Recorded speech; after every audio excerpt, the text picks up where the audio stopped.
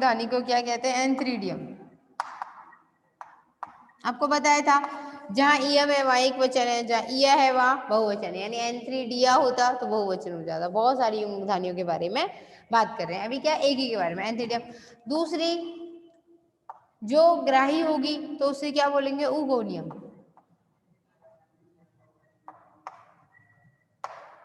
इसकी स्थिति कई बार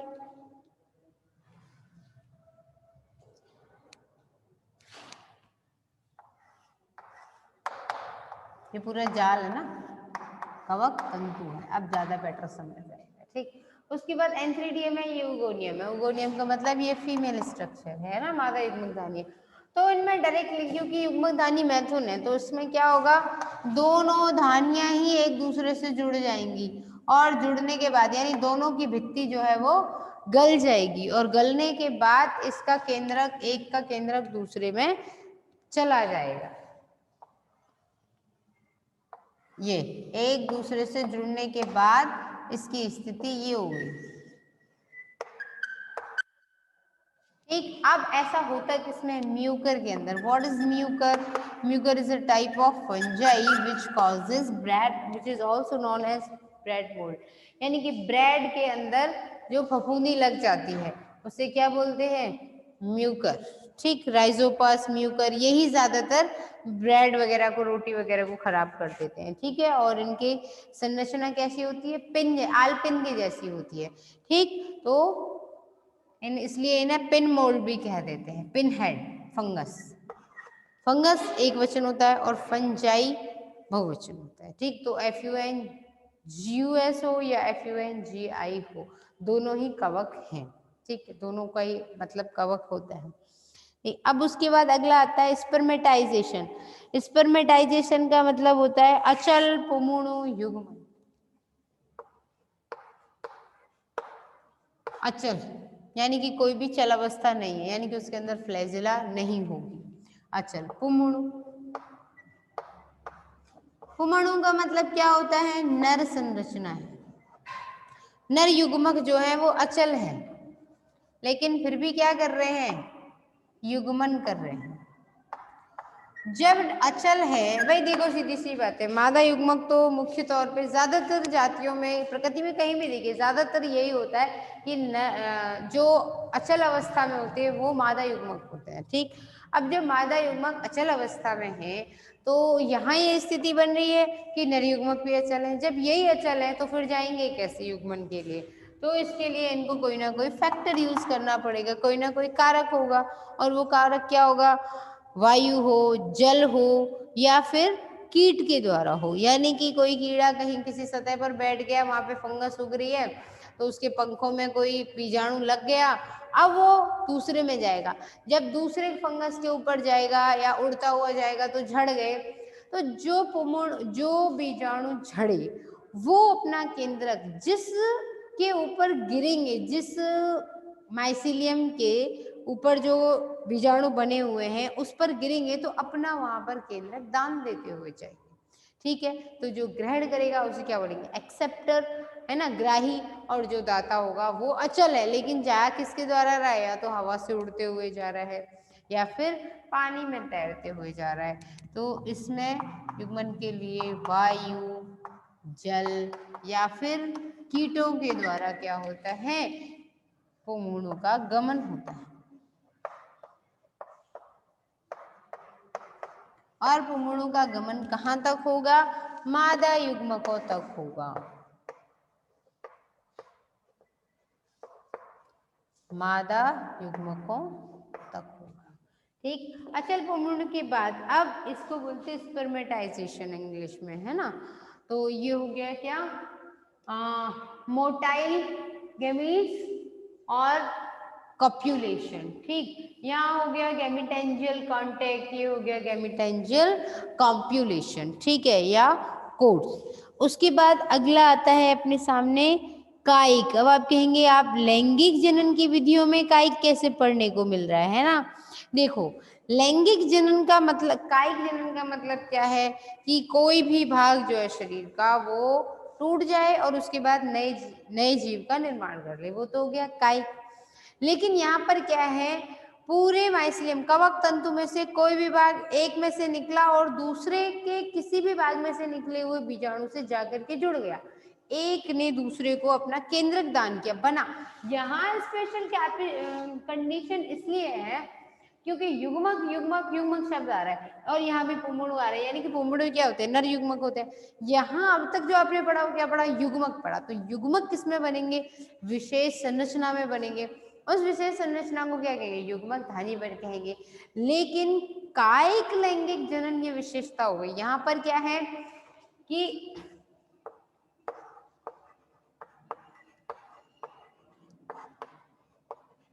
कायिक लैंगिक जनन, कायिक लैंगिक जनन की विशेष बात यह है कि ये एक कवक माइसिलियम बन गया, ये दूसरा माइसिलियम या हाइफी कह लीजिए, अभी माइसिलियम की बात नहीं कर रहे अपन। तो ये क्या है, एक कवक तंत्र हो गया, ये दूसरा कवक सूत्र या कवक तंतु हो गया, और दोनों के किसी भी हिस्से से कोई भी संरचना बनी और इसमें भी किसी भी हिस्से से कोई भी संरचना बनी। यहाँ संरचना विशेष है, उनसे बने हुए जो एक एक कोशिका वाले बीजाणु है वो भी अलग है। यहाँ पर स्थिति ऐसी नहीं, यहाँ पर यह है कि किसी भी कवक तंतु में से कोई भी हिस्से से कोई भी संरचना बन गया, अच्छा दिख नहीं रहा होगा आप लोग, है ना। तो यहाँ से कोई भी एक बीजाणु इसने बना दिया, कोई भी एक बीजाणु उसने बना दिया, और उसके बाद इसने उसको दान कर दिया। ठीक, तो अब यहाँ पर कोई विशेष संरचना नहीं है, तो इसलिए युग्मक धानी नहीं है। युग्मक धानी नहीं है तो उसके अंदर बनी हुई संरचना को आप विशेष रूप से युग्मक नहीं कह सकते। इसलिए कायिक लैंगिक जनन थोड़ा सा इन बाकी सबसे अलग हो जाता है।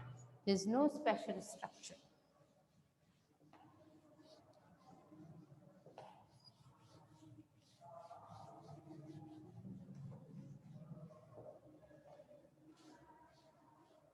अब लैंगिक जनन के प्रकार के बाद आगे हम पढ़ेंगे कि सेक्सुअल फ्रूटिफिकेशंस क्या होते हैं। फ्रूटिफिकेशन आपको बता दिए हैं, फलन काय, अलैंगिक फलन काय हमने पढ़ लिए।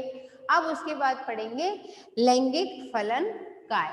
लैंगिक फलन काय का मतलब होता है कि ऐसी विशेष संरचना जो विशेष प्रकार के बीजाणु बनाए और उसमें से निकली हुई एक कोशिका का केंद्र दूसरे में दान हो जाए। ठीक, तो उसे बोलेंगे लैंगिक जनन। और लैंगिक जनन जिस विशेष संरचना में बनेगा, उसका एक विशेष प्रकार का आकार होगा, उसे बोलते हैं हम फ्रूटिफिकेशन या फलन काय। अलैंगिक फलन काय पढ़ चुके हैं, अब आगे पढ़ेंगे हम लैंगिक फलन काय। लैंगिक फलन काय जो है उनके 3 प्रकार हैं, और 3 प्रकार के भी फिर आगे और प्रकार हैं। ठीक, क्योंकि सबसे ज्यादा अगर कोई कंफ्यूजिंग टॉपिक बनता है फंगस में तो ज्यादातर फ्रूटिंग बॉडीज में से ही बनता है। फलन काय को फ्रूटिफिकेशन कहो या फ्रूटिंग बॉडी कहो, अलैंगिक में अलग बनती है और लैंगिक में अलग।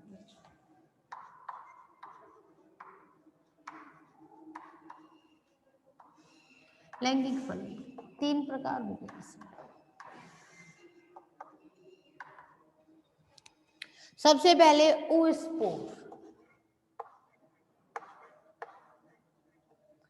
oospore का मतलब हो गया, oospore को अंग हिंदी में कहते हैं निषिक्तांड।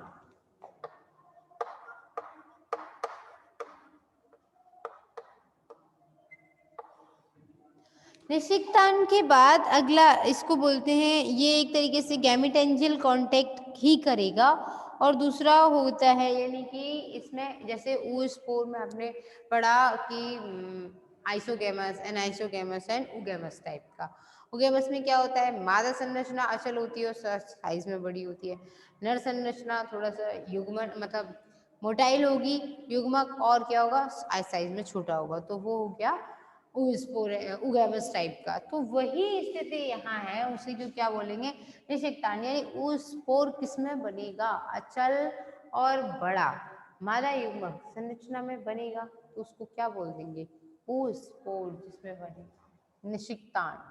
ठीक, अब निषिक्तांड में कौन सी विधि से होगा, इस फलन काय में, यानी oospore एक ऐसा फलन काय जिसके अंदर लैंगिक जनन की जो विधि है वो क्या है, गैमेटेंजियल कांटेक्ट। गैमेटेंजियल मतलब युग्मक धानी, अभी अपने पढ़ा था युग्मक धानी। कांटेक्ट पढ़ा है, देखो कांटेक्ट में और कॉप्युलेशन में अंतर है। कॉप्युलेशन का मतलब होगा डायरेक्ट कांटेक्ट, यानी कि संरचनाएं जो है सीधे एक दूसरे से भित्ति खत्म होने के बाद जुड़ रही हैं, ठीक, तो वो हिंदी में मैथन बोला जाता है। लेकिन कांटेक्ट का मतलब क्या होता है? संपर्क। जैसे अभी आपने पढ़ा था कि दोनों के बीच में क्या नली बन जाती है, एक ट्यूब बन जाती है, ठीक, तो गैमीटेंजियल कांटेक्ट के थ्रू बनेगा। और ऐसा किसके अंदर होता है? एल्ब्यूगो। इसका मतलब ये नहीं है कि जहाँ उदाहरण समझ नहीं आ रहा वहाँ एल्ब्यूगो लिख देंगे ना, हर जगह एल्ब्यूगो की विशेष संरचना है, विशेष उसका लाइफ स्ट्रक्चर है, वो हम पूरा पढ़ेंगे, ठीक है। ये लिखा है एल्ब्यूगो। अब एल्ब्यूगो के बाद अगला आता है ज़ाइगोस्पोर। ज़ाइगोस्पोर का मतलब है युग्माणु जो होते हैं, ये तो निषिक्तांड है, दूसरा होता है ज़ाइगोस्पोर।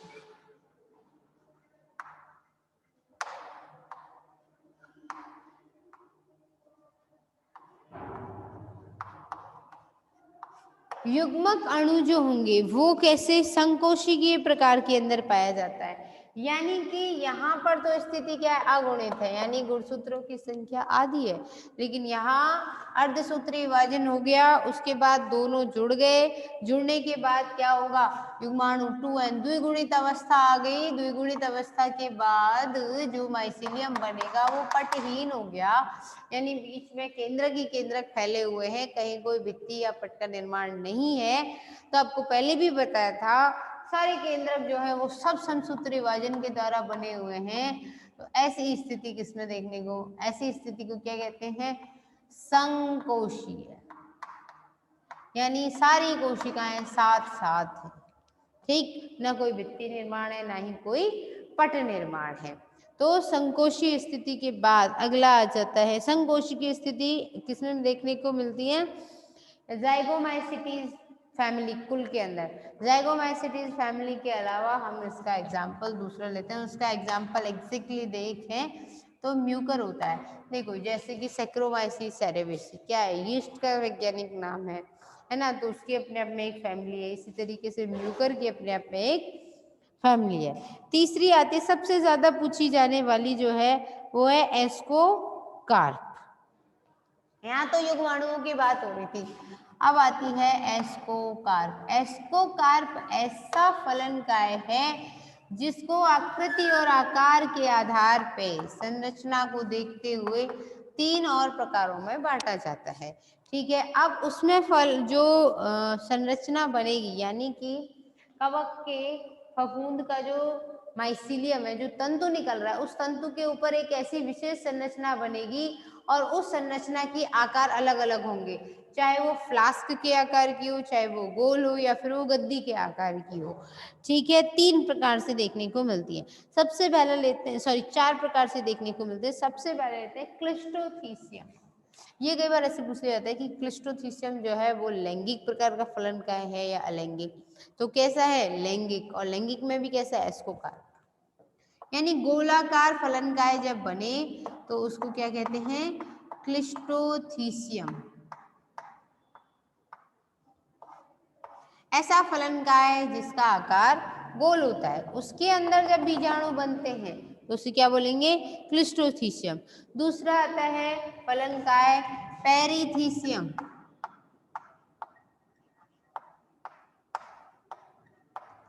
पेरिथीसियम का मतलब होता है फ्लास्क के आकार की।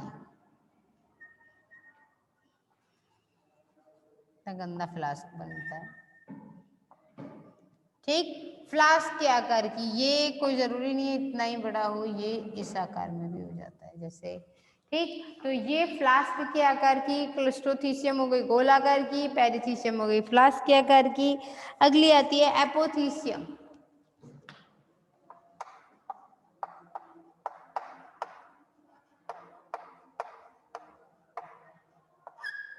एपोथीसियम का मतलब होता है कप, कप के आकार की होती है। ये फलनकाय है, इसके अंदर यहाँ बीजाणु बनेंगे अंदर की तरफ, ऐसे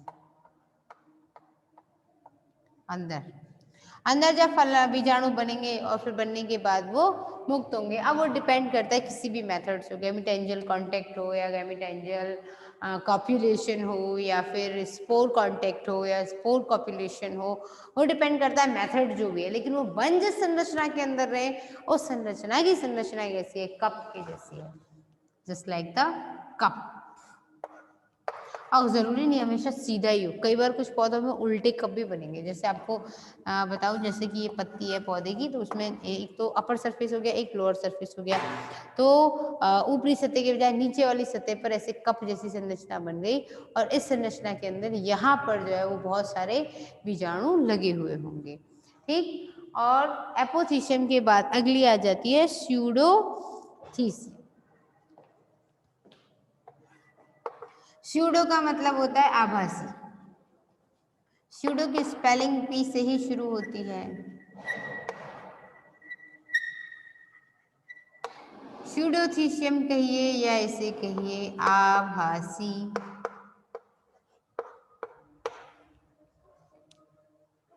थीसियम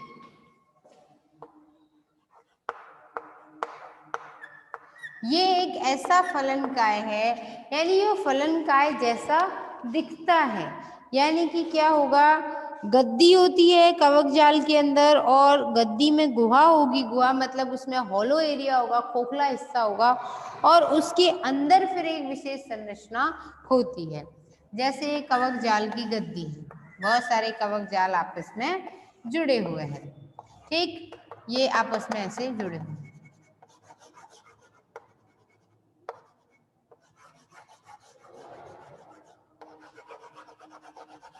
ये कवक जाल आपस में इस तरीके से जुड़े हुए हैं। अब इन कवक जालों के अंदर क्या होगा,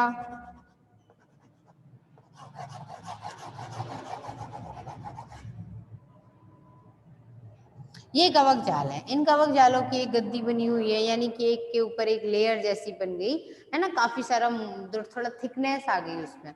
ठीक, तो उसे गद्दी कह दिया। अब उस कवक जाल की गद्दी के अंदर एक होल जैसी स्ट्रक्चर होगी, यानी कि जहां खोखला हिस्सा होगा वहां पर एक विशेष प्रकार की संरचना बन जाती है, और उसे एसआई बोलते हैं, ASCI। तो कई बार इसे एस्काई भी पढ़ते हैं कुछ लोग, वैसे वो एसआई होता है। ठीक, और एसआई के अंदर फिर बीजाणु बनेंगे, तो वो एक तरीके का लैंगिक फलनकाय हो गया। ये आपका पूरा लैंगिक फलनकाय के प्रकार हो गए। ठीक, स्पोर, जाइगोस्पोर, एस्कोस्पोर, एस्कोकार्प। ठीक, एस्कोकार्प के बाद क्लिस्टोथीसियम, पेरिथीसियम, एपोथीसियम एंड स्यूडोथीसियम। ठीक है, अब उसके बाद अगला हम पढ़ते हैं फंगस में फ्रूटिफिकेशंस के बाद परालैंगिकता क्या होती है। परालैंगिकता का मतलब होता है सेल्फ फर्टिलाइज, मतलब इसकी स्थिति होगी genetic recombination without sexual cycle. यानी आपने पढ़ा है कि आपको इतने दिनों से बताते आ रहे हैं कि जो कवक है, आगे कवकों का वर्गीकरण पढ़ेंगे, वर्गीकरण में भी एलेक्सोपोगस जो साइंटिस्ट है उन्होंने जो दिया है वही सबसे ज्यादा मायने रखता है, वही पढ़ते हैं हम लोग। ऐसा नहीं है कि दूसरे साइंटिस्ट ने दिया हुआ है वो फॉलो नहीं किया जाता, बट अपने कोर्स में वही है। ठीक, तो अब बात करें वर्गीकरण की, तो वर्गीकरण में अलग अलग, जैसे जैसे जिसमें फ्रूटिंग बॉडीज, यानी कि जिस फंगस में जैसी भी फलनकाय बनेगी उसके अंदर वैसे फलनकाय के हिसाब से उसका नाम दे दिया जाता है। जैसे बेसिडियोमाइसिटीज, एस्कोमाइसिटीज, ठीक है, ये सब पढ़े होंगे आपने।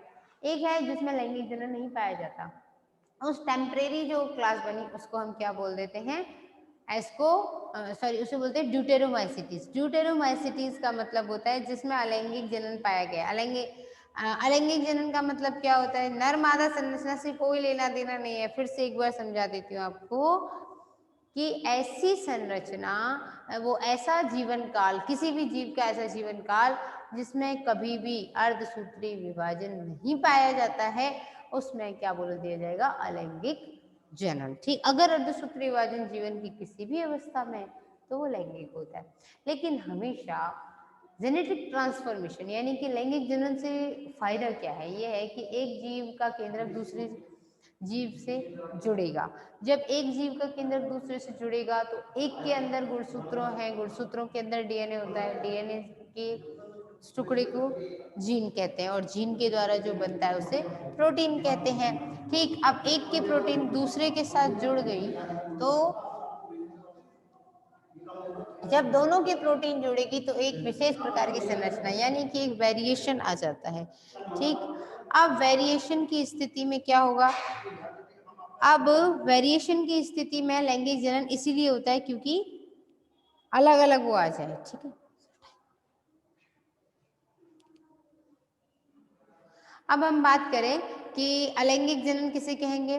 जिसमें अर्धसूत्रीय विभाजन नहीं पाया जा रहा। अर्धसूत्रीय विभाजन के लिए क्या होगा? देखो भाई सीधी सी बात है, अर्धसूत्रीय विभाजन होने से फायदा क्या? आपने पढ़ा होगा प्रोफेज, मेटाफेज, एनाफेज, क्लोफेज, यानी कि वो तनुपट्ट अवस्था और पूर्वावस्था, मध्यावस्था, अंत्यावस्था और फिर इस तरीके से है ना, प्रोफेज, मेटाफेज, एनाफेज, टेलोफेज, 4 प्रकार की जो स्टेजेस होती हैं वो अर्धसूत्री हो या समसूत्री हो, तीनों दोनों ही प्रकारों में पाई जाती हैं। लेकिन कोशिका विभाजन के समय जब हम बात करें अर्धसूत्री विभाजन की, तो उसकी चारों ही राउंड जो है वो 2 बार चलते हैं ना, prophase first, metaphase first, anaphase first, telophase first, है ना। फिर उसके बाद प्रोफेज फर्स्ट जो होती है वो 5 अवस्थाओं में बटी हुई होती है। ठीक है ना, leptotene, zygotene, pachytene and diplotene and diakinesis, 5 अवस्थाएं होंगी। अच्छा, एक बात और कि जब प्रोफेज की 5 अवस्थाएं चलती है, लैप्टोटीन, पैकेटीन, जाइगोटीन, तो पैकेटीन अवस्था के अंदर क्या होता है? जाइगोटीन, है ना, पहले लैप्टोटीन आती है फिर जाइगोटीन आती है। तो उसमें क्या होगा? गुणसूत्र जो समान समान प्रकार के होते हैं वो एक दूसरे के सामने आ जाते हैं और सामने आने के बाद युगली बना लेते हैं। ठीक, और युगली बनाने के बाद उनका क्या होगा? ये युगली बना ली। अब युगली बनाने के बाद क्या होगा? फिर वो आपस में एक दूसरे से जुड़ जाते हैं। ठीक, जुड़ने के बाद क्या होगा? एक के जीन दूसरे के ऊपर पहुंच जाएंगे। ठीक, और दूसरे के जीन पहले वाले पे आ जाएंगे। इस प्रकार से जीन का क्या होगा? दोनों गुणसूत्रों के बीच जीनों का आदान प्रदान हो गया, तो विनिमय हो गया, बदल गए, अदला बदली हो गई, तो क्रॉसिंग ओवर उसे इंग्लिश में बोलते हैं। तो उससे तो ये होगा कि एक ही कोशिका के अंदर क्या हो गए? 2 भिन्न भिन्न प्रकार के प्रोटीन आ जाएंगे। ठीक, तो ये अवस्थाएं सारी अर्धसूत्री विभाजन की फायदेमंद होती है, लेकिन हर बार जेनेटिक ट्रांसफॉर्मेशन यानी कि जेनेटिक अणु यानी आनुवंशिक जो अणु है उनका एक कोशिका से दूसरे कोशिका में पहुंचने के लिए हमेशा अर्धसूत्री विभाजन हो, ये कोई जरूरी नहीं है। उसके लिए और भी विधियां होती हैं और वही होता है पैरासेक्सुअलिटी या परालैंगिकता। ये वैज्ञानिकों का मत है कि मियोसिस होगी लेकिन वो पूरी नहीं होती है। जेनेटिक रिकॉम्बिनेशन का मतलब होता है आनुवंशिक पुनर्योजन।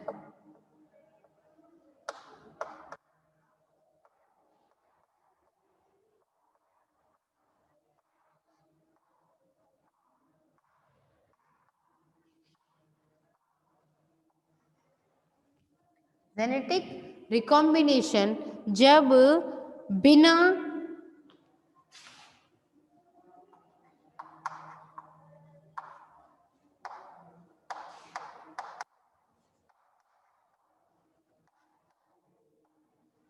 यानी कि जब लैंगिक चक्र की अनुपस्थिति में घटित हो तो उसे हम कहते हैं परालैंगिकता।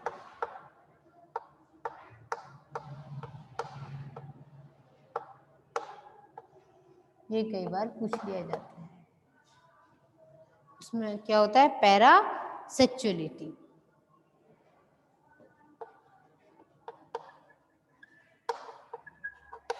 पैरासेक्सुअलिटी, ठीक है, परालैंगिकता। अब परालैंगिकता की घटना में क्या होगा? आनुवंशिक पुनर्योजन तो होता है लेकिन लैंगिक चक्र के बिना या लैंगिक चक्र की अनुपस्थिति में। ठीक, अब उसकी घटना में क्या होता है? जैसे एक हाइफी है, हाइफी मतलब एक कवक तंतु। अब इस कवक तंतु के अंदर क्या हुआ? लैंगिक जनन शुरू हो गया। शुरू होने का मतलब इसमें ये एक ऐसा इसमें आगे क्या करेगा? ये जो कवक है, कवक तंतु है, इसके अंदर अर्धसूत्री विभाजन की अवस्था कुछ मात्रा में शुरू हो गई, या फिर क्या हुआ? 2 कवक तंतुओं में यहाँ क्रॉसिंग ओवर हुआ। 2 कवक तंतु थे, उनकी कोशिकाओं में आपस में आदान प्रदान हुआ। आदान प्रदान होने के बाद दोनों के जुड़ने से एक स्थिति ये हो गई। कई बार ये होता है कि एक ये रहा, एक मिनट, हाँ, ये हो गया कवक क्या कवक सूत्र। इस कवक सूत्र की इन सब कोशिकाओं में से किन्हीं दो कोशिकाओं के बीच की भित्ति गल जाती है और एक कोशिका के अंदर दो केंद्रक उपस्थित हो गए।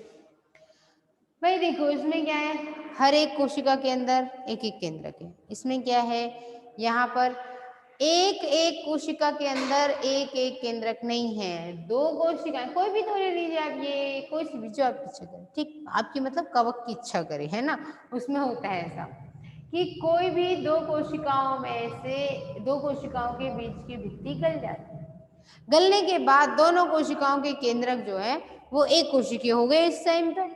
अब इस स्थिति में क्या होगा, इनके बीच क्रॉसिंग ओवर होगा, यानी कि इसके केंद्रक की, तो क्रॉसिंग ओवर के बाद ये दोनों एक हो गए। अब एक होने के बाद क्या होगा, केंद्रकों के बीच में जो डीएनए है ना, तो डीएनए के जो केंद्रकों के अंदर क्या होते हैं, गुणसूत्र होते हैं, गुणसूत्र के अंदर डीएनए होते हैं, तो वो जो डीएनए वो एक दूसरे में क्या करेंगे, कॉम्बिनेशन कर जाएंगे, यानी कि यहाँ पर क्रॉसिंग ओवर होगा, जेनेटिक पुनर्योजन होगा। ये स्थिति ऐसे आई, ये यहाँ पे ये गुणसूत्र एक दूसरे में बदल गए। अब जब जीन एक इधर से उधर हो गए तो जेनेटिक रिकॉम्बिनेशन हो गया। उसके बाद अब ये समसूत्री विभाजन नहीं, अब ये समसूत्री विभाजन कर जाता है, यानी अब ये माइटोसिस कर जाए, अगर ये वाली कोशिका ये इस तरीके से माइटोसिस कर जाए, यानी इसने किसी भी तरीके से अर्धसूत्री विभाजन नहीं किया और इसके आसपास की जो कोशिकाएं थी वो तो सब जैसी थी वैसी ही, यानी कि ये तो सब क्या है, अगुणित अवस्था में। ये जो कोशिका थी ये द्विगुणित हो गई, यहाँ ये एन और ये एन आपस में मिले 2n बना, और उसके बाद फिर ये बहुत सारी कोशिकाएं 2n टाइप की और आजू बाजू की सब 1 वाली n वाली स्थिति में हो गई। तो इससे बोल देंगे हम बिना आनुवंशिक पुनर्योजन के, जब बिना लैंगिक चक्र के जब आनुवंशिक पुनर्योजन होता है तो उसे पैरासेक्सुअलिटी कहते हैं। ठीक है, बाकी का अब हम कल पढ़ेंगे।